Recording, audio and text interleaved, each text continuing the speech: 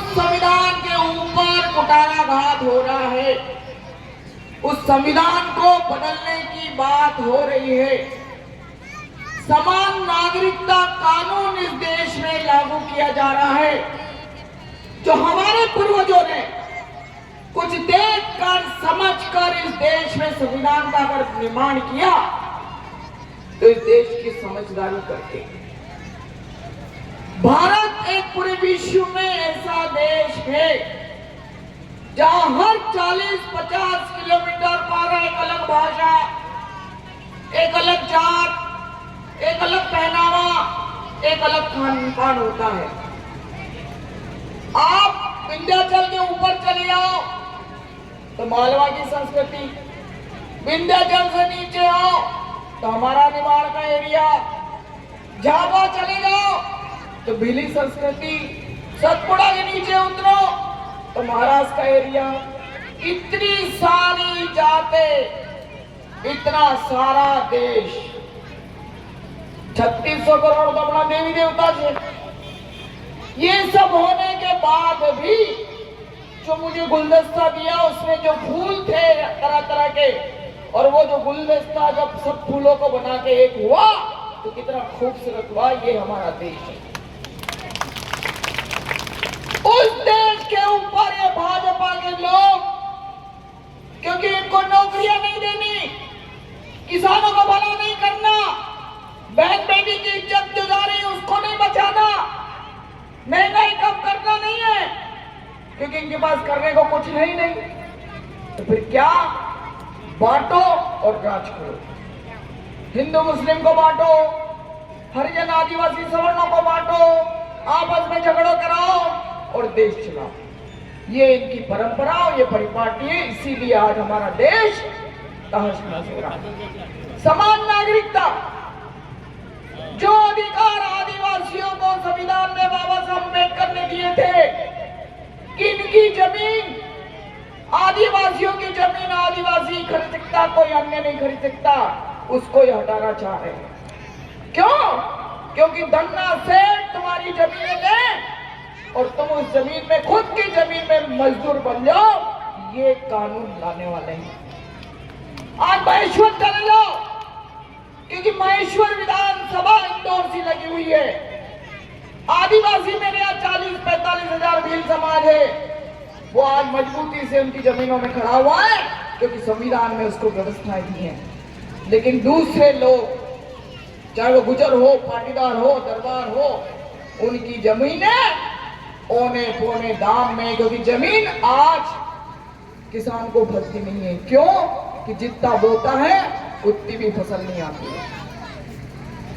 तो आज जितने भी धन्ना सेठ है इंदौरी भाई, आधी जमीनें मेरे महेश्वर विधानसभा की सब इंदौरी भाइयों ने खरीदी, क्योंकि वहां वो 1 एकड़ जमीन बेचते हैं, उस पर 20 एकड़ जमीन मिल जाती है। तो यही स्थिति आदिवासियों की ये करने वाले हैं। फिर आप बोली रानी कि 2014 के बाद देश आजाद हुई होगा, पहले कही हो अपना टंडे मामो, बिरसा मुंडा जी, ये सब आजाद शहीद हुई का। मोदी आया तब 2014 में आजादी मिली। तो ये चीजें इनको जब जरूरत होती है तब बिरसा मुंडा जी की वहां पर चले जाते हैं, जब ये टंडे मामा की समाधि पे चले जाते हैं, फूल चढ़ा देते हैं। उसके बाद 9 अगस्त वाला भी खत्म, आदिवासी दिवस ये भी खत्म, सब खत्म। आज हमारे बच्चों को नौकरी तो दूर, जो उनको प्रारंभिक शिक्षा का जो कानून दिया था, कांग्रेस की सरकारों ने जगह जगह स्कूल खोल के, मजरे टोले फालियों में स्कूल खोले थे। जब मैं यहाँ की प्रभारी मंत्री थी दिग्विजय सिंह के जमाने में, 3-3 किलोमीटर पर मिडिल स्कूल, गांव-गांव में प्राइमरी स्कूल जो दिए थे फालिए फालिए में, उसको आज इन्होंने बंद कर दिया सीएम राइजिंग स्कूल के नाम पे। क्यों बंद कर दिया? पूरे 1200 स्कूलें इस प्रदेश में बंद कर दी, सरकारी स्कूलें। क्योंकि सरकारी स्कूलों में कौन पढ़ता है? गरीब का बच्चा। बाकी तो सब प्राइवेट स्कूलों में जाते हैं। तो उस गरीब के बच्चे को पढ़ने के लिए भी वो भी खत्म कर दिया। जब नींव ही मजबूत नहीं होगी तो मकान कैसे बनाओगे? जब नींव मजबूत नहीं होगी तो मकान कैसे बनाओगे मेरे भाई लोगों? क्योंकि इनको मालूम है नौकरी दे नहीं सकते तो बच्चा पढ़े लिखेगा तो क्या करेगा। दूसरी बात, आप आदिवासी हो। आदिवासी मतलब आदिकाल का निवासी। इनने क्या नाम दिया? वनवासी।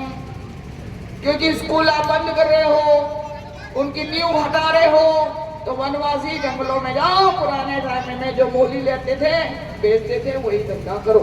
ये सोच संविधान को हटा के भारतीय जनता पार्टी वालों की है। इसलिए ये चुनाव हमारा नहीं है, ये जितने मंच में बैठे हुए इनका नहीं है, ये खड़गे जी का नहीं है, ये कांग्रेस और बीजेपी का नहीं है। ये चुनाव आपके बच्चों के भविष्य का है, ये चुनाव आपका है। ये चुनाव कांग्रेस का भी नहीं है, बीजेपी का भी नहीं है, ये किसानों के भविष्य का चुनाव है। भाई सचिन ने बताया जो किसानों की दुर्दशा इनके जमाने में हुई। 11,1100 करोड़ कर्जा इस प्रदेश में 27 लाख किसानों का आदरणीय कमलनाथ जी की सरकार में हम दोनों भाई बहन के उस मंत्रिमंडल में हमने पास किया। मामा 1 रुपया छोड़ के नहीं गया, खजाना कनवा पूरा खा लिया, वहां पे डाला, एक दानों निकल जाए तो नहीं निकले हो। तब हमारा नेता राहुल गांधी खरगोन में बोल गया 2018 के चुनाव में कि कर्जा नहीं माफ करोगे तो मैं मुख्यमंत्री को हटा दूंगा। अब हमारी तुमने सरकार बनाई, 2018 में बढ़ेगा। अब कर्जा माफ करा तो कड़गा में हाथ डाले तो कहीं नहीं मिला, फिर कहीं करा। फिर मुख्यमंत्री जी ने 5 मंत्रियों की कमेटी बनाई। देखा मैं भाई हो कृषि मंत्री, वित्त मंत्री और मकबली हो हम भी थी। फिर हमने विचार करो, अधिकारी ने बोले नहीं हो सकता माफ। कमलनाथ जी ने फाइल भेजी थी, कैसा नहीं हो सकता है, करो लाओ। फिर हमने विचार करी तो 3 फॉर्म भरा लिया, सफेद फॉर्म, पीलो फॉर्म, गुलाबी फॉर्म। फिर विचार करो कि 3 चरण में बढ़ाऊंगा। पहला चरण 2 लाख डिफॉल्टर और 50,000 चालू खाता। अब डिफॉल्टर भी उसका था जनता पार्टी वाला, क्योंकि पैसा भरी भरी बेचारा कांग्रेस ही जाता था, लेकिन डिफॉल्टर भी उस ज्यादा निकला तो माफ ज्यादा उनका भी हुआ। दूसरा चरण मांगना 1 लाख चालू खाता और तीसरा चरण में 2 लाख चालू खाता कर रहा था जून में। मार्च में सरकार की नहीं थी 2 महीना पहले, तो कहा सी। तो ये सब चीजें है। बहुत लंबी बात न करते हुए आपको बोलना चाहूँ कि अगर देश बचेगा तो हम बचेंगे, क्योंकि भाजपा बड़ा बढ़ाने की सरकार है। हम जब पहले चुनाव लड़ता था, हमारा पापा सुभाष यादव जी और पापा और हम जब छोटा छोटा था, और हम भी जब चुनाव लड़ी तो गरीब की टपरिया वक्त झंडा रहते तो आज भी झंडो ये कपड़ों से ये जिल्टिक से वो तो देखो फटी हो।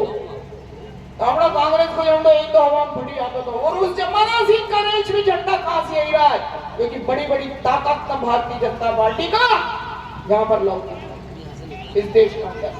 इसलिए ये बड़ी बड़ी ताकत की पार्टियां है और हमारी पार्टी बिल्कुल एक छोटा सा झंडा उठा गया है। और ये क्षेत्र गांधी परिवार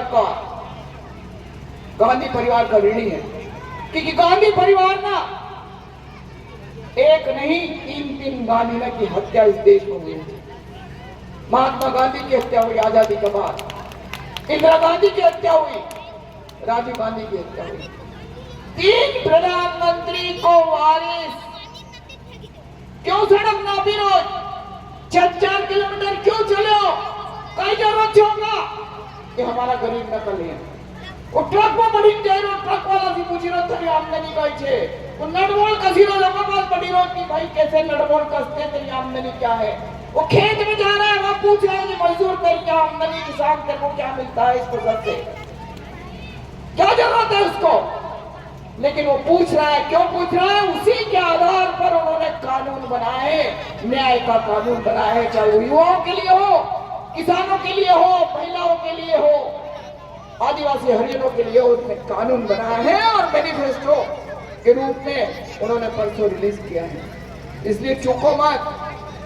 अगर ये चुनाव चूक गए तो अपना पाएगा वो कुल्हाड़ी तो मत खुद मारोगा। इसलिए ये हर आदमी खरते बनो, हर आदमी विजय लक्ष्मी बनो, हर आदमी सचिन यादव बनो कि मारो अपना चुनाव है, मारो पोलिंग में जिताना चाहिए।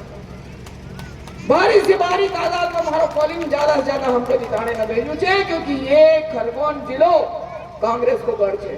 अन भाई केदार कहीं बोले रहे क्यों रात में जाए थारे आनी हमारे अभी आज रात में जो हमने जो स्वीकृत कराड़ी अभी 9 करोड़ को बना स्वीकृत करा तो आयुष को वो उस खुद चढ़ने रात में ठोक गया पत्थर तगड़ा, तो करना ही नहीं उनको कुछ, क्योंकि उनको वसत धर्म का नाम पर और जात का नाम पर वोट मिल रहा, इसलिए विकास से उनका कोई लेना देना नहीं है।